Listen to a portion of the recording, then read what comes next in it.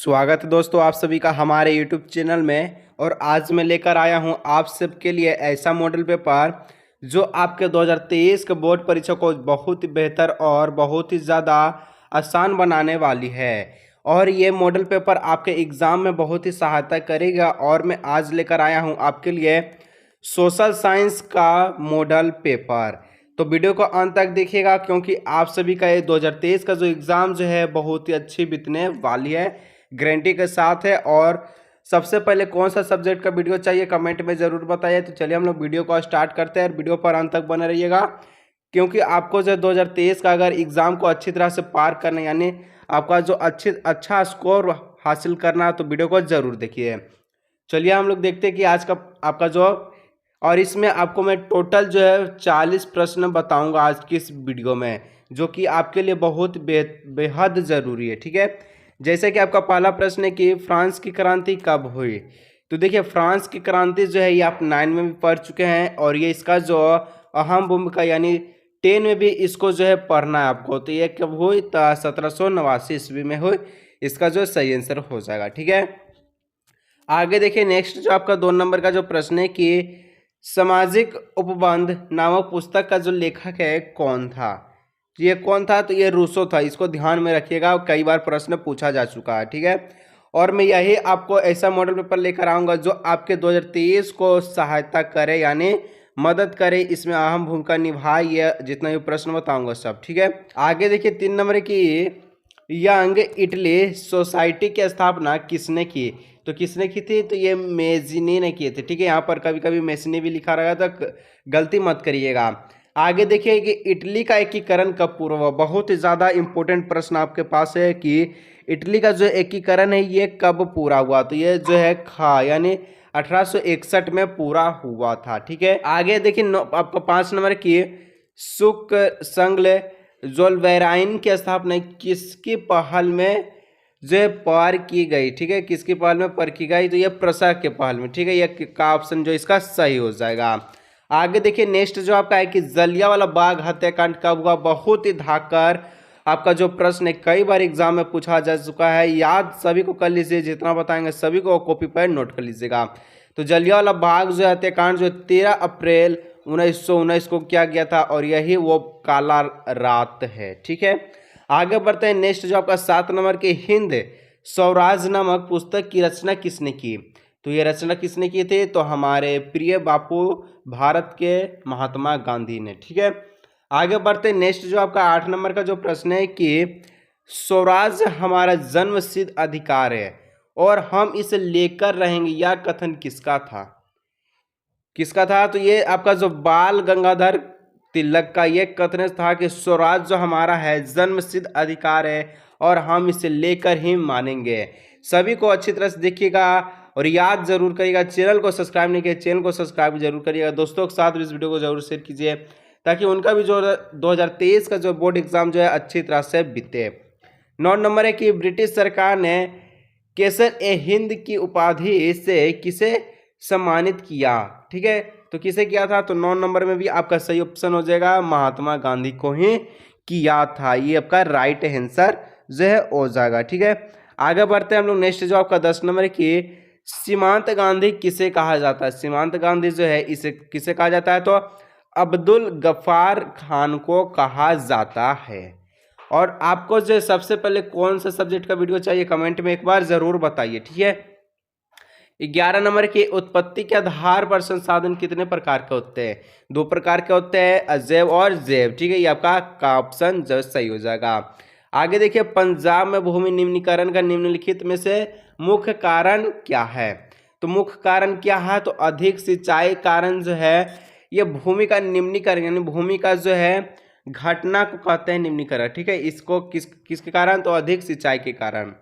आगे देखिए कि प्रथम विश्व पृथ्वी सम्मेलन का आयोजन किस वर्ष हुआ। पहली बार पृथ्वी सम्मेलन का आयोजन किस वर्ष हुआ। बहुत इंपॉर्टेंट प्रश्न है, ये हुआ 1992 ईस्वी में। ठीक है, आगे बढ़ते नेक्स्ट जो आपका प्रश्न है कि किस राज्य में काली मृदा मुख्य रूप से नहीं पाई जाती है। तो किस राज्य में पाई जाती है? राजस्थान में काली मृदा यानी काली मिट्टी नहीं पाई जाती, यहाँ पर प्रचुर मात्रा में बालू पाया जाता है। ठीक है, आगे इसी प्रकार जो आपका नेक्स्ट जो प्रश्न है कि 15 नंबर, इनमें से कौन सी टिप्पणी प्राकृतिक वनस्पति और प्राणी जात के ह्रास का सही कारण नहीं है? तो क्या है? तो इसका आपका सही ऑप्शन हो जाएगा ऑप्शन का कृषि प्रसार, और ये आपका परास का जो है ह्रास का सही कारण नहीं है। यानी कृषि प्रसार करने से कोई भी आपका जो वनस्पति का नुकसान नहीं पहुंचता, इसमें और जो है वनस्पति लगाई जाती है। ठीक है, नेक्स्ट जो आपका कि बाघ परियोजना की शुरुआत किस वर्ष हुई? बाघ परियोजना की शुरुआत जो है ये आपका 1973 में हुआ था। ठीक है, आगे देखिए नेक्स्ट जो आपका 17 नंबर का जो प्रश्न है कि अंतर्राष्ट्रीय प्राकृतिक संसाधन संरक्षण संघ के द्वारा विभाजन में किस श्रेणी को रखा गया? तो यहाँ पर संकटग्रस्त जातियां, दुर्लभ जातियां, लुप्त जातियां सभी श्रेणी को रखा गया, यानी घ ऑप्शन इसका जो राइट ऑप्शन हो जाएगा। ठीक है, और आगे देखिए आपका जो नेक्स्ट प्रश्न है 19 नंबर की, निम्नलिखित में से कौन सा वाक्यत्व बहुउद्देश्यीय नदी परियोजना के पक्ष में दिया तर्क नहीं है?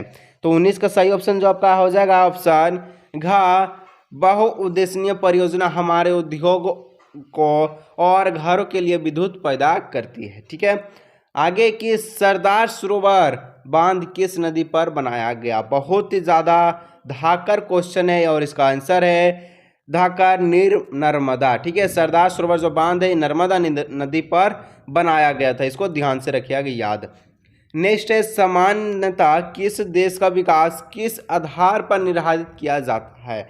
तो किसी देश का जो विकास है जो है किसी आधार पर निर्धारित कैसे किया जाता है? तो यहाँ से आपका इकोनॉमिक्स स्टार्ट है और ये आपका जो है किससे, यहाँ पर प्रति व्यक्ति आय से भी किया जाता है, औसत साक्षरता दर, लोगों की स्वास्थ्य स्थिति। ठीक है, ये तीनों से यानी उपयुक्त सभी से सही हो जाएगा। आगे नेक्स्ट जो आपका प्रश्न है 22 नंबर की, मान लीजिए कि, ठीक है, मान लीजिए कि किसी देश में 4 परिवार हैं, इन परिवारों के प्रत्येक व्यक्ति आय 5,000 रुपये है। अगर 3 परिवारों की आय क्रमशः 4,000, 7,000, 3,000 हैं तो चौथे परिवार की आय ज्ञात कीजिए। देखिए टोटल यहाँ पर जो है 4 परिवार है। ठीक है, और इन परिवारों को जो है प्रति व्यक्ति आय, एक व्यक्ति का जो आय है कितना है? 5,000 रुपया है। ठीक है, और तीनों को दिया कितना है? एक 4,000, एक 7 और 3, 7 3 10 हो गया, 4 14,000 हो गया। ठीक है, 14,000, और यहाँ पर 4 व्यक्ति है तो कितना हो जाएगा? 5,000 को 4 से गुना कीजिए तो 20,000 होता है। ठीक है, 20 में से 14 गया कितना हो जाएगा? 6, और 6,000 इसका it is the right answer हो जाएगा, कोई दिक्कत नहीं है। ठीक है, आगे हम लोग बढ़ते हैं नेक्स्ट प्रश्न की ओर कि मानव विकास रिपोर्ट देश की तुलना किस आधार पर करती है? तो देखिए यहाँ पर इसका जो सही उत्तर जो हो जाएगा, यहाँ पर 23 का जो सही उत्तर हो जाएगा आपका और उपयुक्त सभी, यानी स्वास्थ्य, शिक्षा, प्रति व्यक्ति आय, और यहाँ सभी में होता है। ठीक है, 24 नंबर है, एक वर्ष में पैदा हुए प्रति 1000 जीवित बच्चों में 1 वर्ष की आयु से पहले मर जाने वाले बच्चों की संख्या कहलाती है, क्या कहलाती है? तो ये आपका हो जाएगा, तो क्या कहलाती है? शिशु मृत्यु दर कहलाती है। ठीक है, आगे हम लोग बढ़ते हैं नेक्स्ट प्रश्न की ओर 25 नंबर कि वन उत्पादकता संग्रह करना किस क्षेत्र की गतिविधि है? तो यहाँ पर प्राथमिक क्षेत्र की गतिविधि है वन उत्पादक संग्रहण करना। ठीक है, 26 नंबर है, वे क्षेत्र जो सरकार द्वारा पंजीकृत होते हैं उन्हें सरकारी नियमों और विनियमों का अनुपालन करना होता है, क्या कहलाता है आखिर के? तो यहाँ पर आपका जो सही ऑप्शन हो जाएगा 26 का सही ऑप्शन हो जाएगा संगठित क्षेत्र कहलाता है। जी हाँ, संगठित क्षेत्र कहलाता है। आगे देखिए रमेश, सुरेश, नरेश और राकेश 4 भाई है। रमेश खेत में काम करता है, सुरेश किसी फैक्ट्री में मजदूरी करता है, नरेश एक शिक्षक और राकेश एक टैक्सी ड्राइवर। इनमें से किसके कार्य सेवा क्षेत्र के अंतर्गत आते हैं? कार सेवा के क्षेत्र के अंतर्गत किसका आएगा? तो यहाँ पर आपका जो सही ऑप्शन हो जाएगा 27 का हो जाएगा नरेश और राकेश। तो नरेश का कार्य क्या है? तो यहाँ पर देखिए नरेश जो है एक शिक्षक है। शिक्षक क्या करते हैं? सेवा करते हैं, ठीक है, पढ़ाकर। और राकेश जो है टैक्सी ड्राइवर, यानी जो है यात्रियों को एक जगह से दूसरे स्थान ले जा रही है, सेवा का कार्य है, ठीक है। इसको ध्यान रखिएगा, ऐसा प्रश्न बहुत पूछा जाता है। 28 नंबर के रोहन एक अकुशल बेरोजगार युवक है। वह रोजगार की गारंटी देने वाली सरकारी योजना मनरेगा के तहत अपना पंजीकृत करवाता है। रोहन को वर्ष में कितने दिनों के रोजगार की गारंटी मिलेगी? तो देखिए यहाँ पर आप 9 में भी पढ़ चुके हैं कि जो मनरेगा था, महात्मा गांधी रोजगार गारंटी अधिनियम, इस तहत के नियम जो कितने दिनों तक रोजगार की गारंटी उपलब्ध थी, तो यहाँ पर 100 दिनों की उपलब्ध थी, ठीक है। यहाँ पर आप ध्यान रखिएगा, ग ऑप्शन इसका सही हो जाएगा। आगे कि एक खेत में लक्ष्मण और उसके परिवार के 4 व्यक्ति काम करते। देखिए ऐसा प्रश्न जो इकोनॉमिक्स में पूछा जाता है, ठीक है, जिसमें सालाना 20 क्विंटल गेहूं का उत्पादक होता है लक्ष्मण के चचेरे भाई करण ने एक वर्ष एक लक्ष्मण और उसके परिवार के साथ मिलकर कार्य किया, परंतु उस वर्ष कुल उत्पादक में कोई वृद्धि नहीं हुई। कारण के परिस्थितियों को किस श्रेणी में रखा जाएगा? तो किस श्रेणी में रखा जाएगा? तो यहाँ पर मौसमी बेरोजगारी में रखा जाएगा, ठीक है, ये आपको ध्यान रखना। अर्थव्यवस्था में प्रत्येक क्षेत्र के अंतिम उत्पाद की ही गणना क्यों की जाती है? क्यों की जाती है? अंतिम उत्पाद की गणना जो है इसलिए की जाती है क्योंकि दोहरी गणना की समस्या से बचने के लिए, ये आपको ध्यान में रखना है, ठीक है। 31 नंबर की सत्ता की साझेदारी के संबंध में निम्न में कौन सा कथन असत्य है? तो कौन सा कथन असत्य हो जाएगा? तो यह अस्थिरता एवं आपसी फूट को बढ़ाती है, ये आपका सत्ता की साझेदारी में ये कथन जो आपका असत्य गलत हो जाएगा। नेक्स्ट है, निम्न में कौन बेल्जियम का एक भाषीय समूह नहीं है? ठीक है, बहुत बार प्रश्न है और इसका आंसर हो जाएगा स्पेनिश। और जितना भी मैं आपको प्रश्न बता रहा हूँ सभी आपका टर्म 1 के एग्जाम में पूछे जाएंगे, ठीक है। मैं टर्म 2 के सिलेबस पर एक भी प्रश्न आपको नहीं प्रोवाइड कराऊंगा, सब जो आपका टर्म 1 का सिलेबस पर आधारित है, ठीक है। 33 के स्वतंत्र राष्ट्र बनने के बाद श्रीलंका में किसे राजभाषा घोषित किया गया?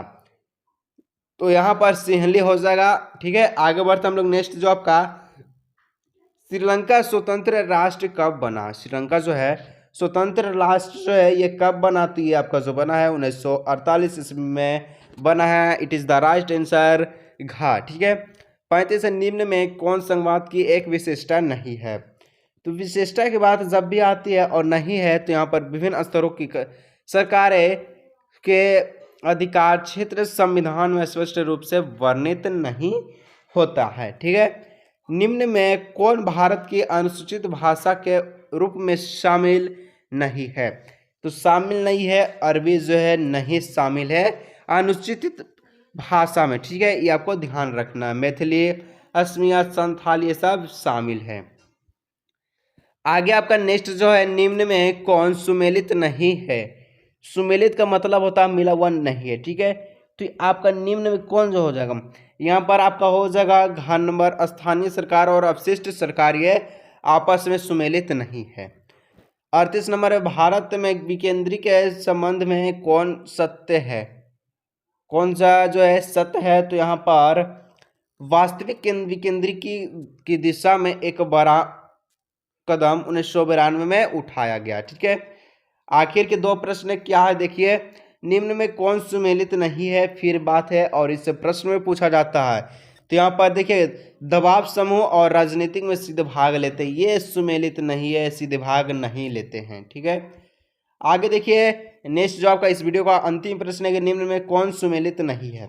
फिर वही प्रश्न है, देखिए ऐसा प्रश्न आपको पूछा जाता है, ठीक है। घ नंबर है, खाद्य विक्रेताओं का संघ दबाव समूह, ये सुमेलित नहीं है, बाकी सब जो है सुमेलित है, ठीक है। और इसी तरह आपका जो है ये वीडियो भी समाप्त हुआ और मैं आपको इसमें सोशल साइंस का 40 मोस्ट पीपीआई क्वेश्चन को बताया जो आपका 2023 के एग्जाम को बेहतर बनाएगा। और आगे आपके कौन से सब्जेक्ट चाहते कमेंट में बताइएगा, और आपको जो 2023 का तैयारी कैसा लग रहा है कमेंट में ज़रूर बताइए। चलिए हम लोग मिलते हैं अगले नेक्स्ट वीडियो में।